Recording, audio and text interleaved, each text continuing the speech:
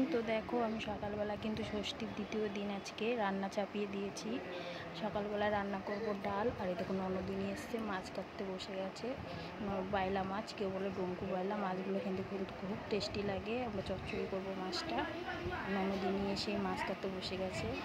আর এদিকে দেখো আমাদের জামাই দাঁড়িয়েছিল, আর এই যে খাসি জবাই করতে কিন্তু চলে এসছে। আর এই যে খাসি ঝোলানো হচ্ছে। খাসি তো বাড়িতেই কাটা হলো, যে অনেকটা মাংস বাড়িতেই কেটে নিই, বাড়িতেই কাটা হচ্ছে। লোক এসছে খাসি কাটার, তারাই কাটছে খাসিটা।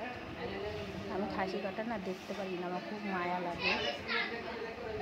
একজন আমাকে ভিডিওটা করে দিল, আমি যেন পাচ্ছি না। তারপরে দেখো কাটা হয়ে গেছে।